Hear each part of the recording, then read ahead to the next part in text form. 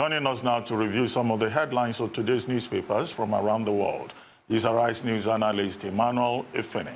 Good morning, Emmanuel. Good morning, Ruben. Good morning. Good morning, Rufa. Good morning, Mr. Efeni. Yeah, good morning, Tundu. Morning. Let's start quickly with these days newspapers. The lead story, Buhari seeks more concerted global efforts to fight terrorism.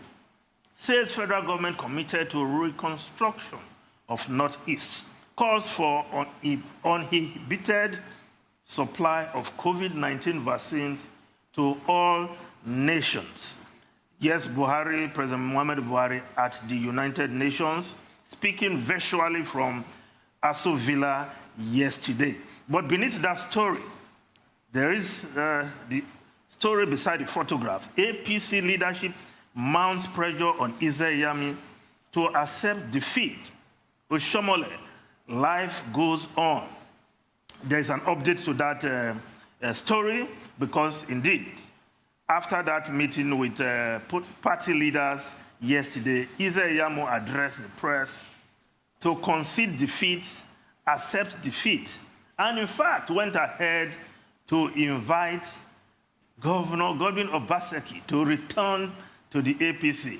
While yesterday, the Governor, Godwin Obaseki, was on the tour of South states on a thank you visit for the support that came from his brother governors in the South, and of course the South governors, celebrating what they call unity and all South states being in one party. I hope that translates to development and good life for the people of the South, not just for political expediency.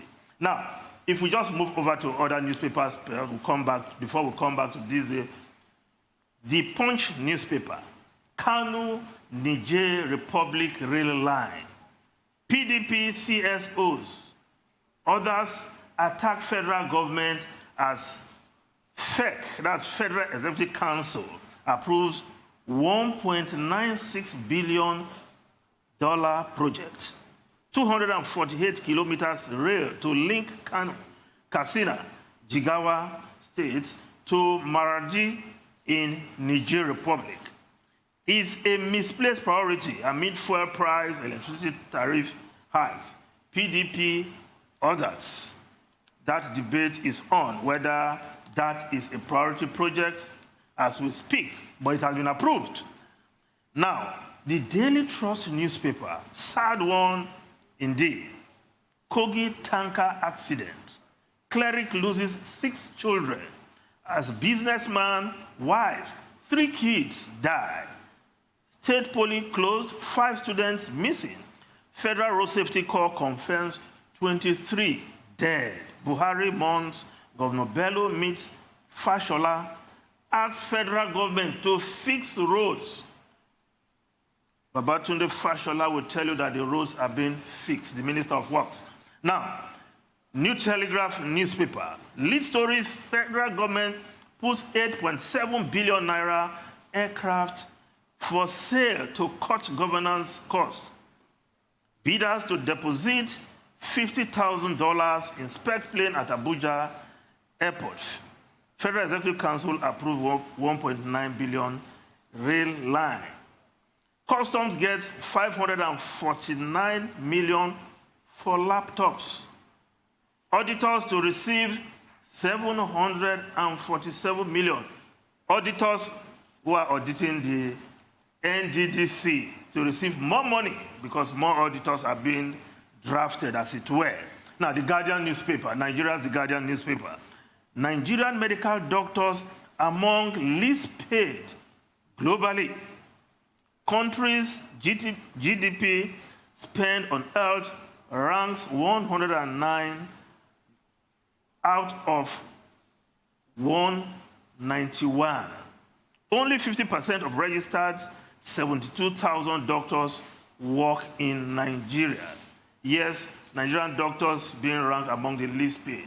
But they should also add that it is the cheapest to train Nigerian doctors in federal universities compared to anywhere in the world because the federal government subsidizes their training. They must also take that into consideration. Vanguard newspaper, UK MPs write Commonwealth on insecurity in Nigeria. No genocide. They should focus on their problems. APC tells UK MPs. British security alert. Vote of no confidence on Buhari, says PDP. Reiterates call for sack of service chiefs. Now, the Daily Times, just before we look at what's happening in foreign newspapers, court declares Buhari violated constitutional appointments. Yes.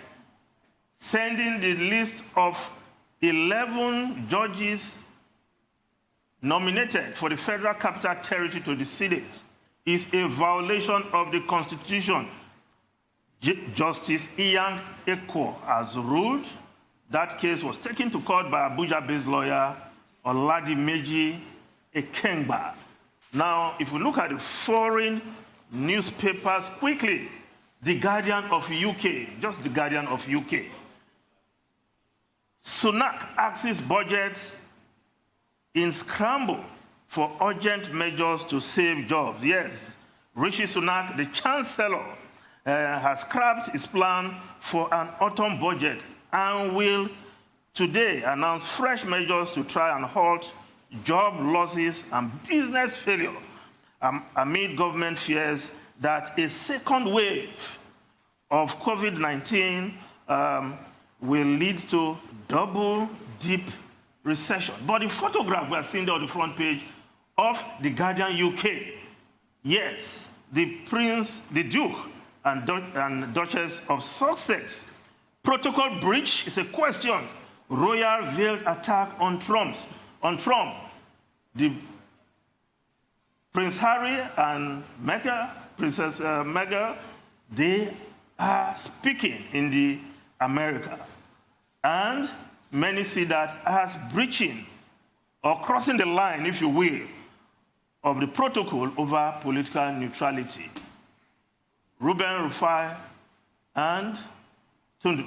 Well, so many issues yeah, on the so table. many. I don't know which of them we should take. But quickly, maybe a comment on the rail line to Niger. The Minister of Information presented 2 memos yesterday at the Federal Executive Council, and both were approved. The second one, I've not seen anybody complaining about that, which is for a rail line crane. But this particular $1.98 billion to construct a rail line all the way to Niger, covering Kano, Katsina, Jigawa, and then up the way to Maradi in Niger. People are asking, what is the strategic value of it? What is the volume of trade between Nigeria and Niger? What is the status of the rail lines inside the country that we have not even completed? There is talk about the Lagos to Kano rail line. Where are we with that? There is the Maduguri line from Lagos also. What have we done with that? Even the Lagos-Ibadan rail line, we've not invested money into that. At a time when we are begging for money from the World Bank and the IMF, we're going to take about $1.9 billion to construct rail line all the way to Niger.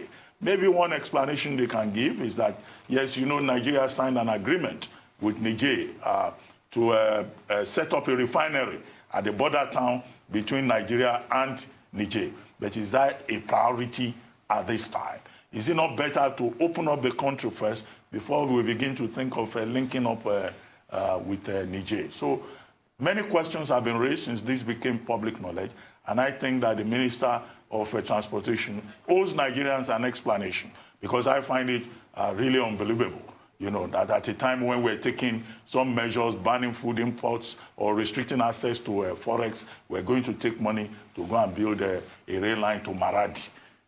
I also want to talk about the tragic tanker explosion that you mentioned, Mr. Efeni. It's horrendous. I mean, first of all, may God comfort the families and may the souls of the departed rest in peace. But it really is completely unacceptable. What is the NNPC doing? Because at some point last year, they had an operation, but we haven't heard anything about it. But thank you, Mr. Efeni. We've run out of time.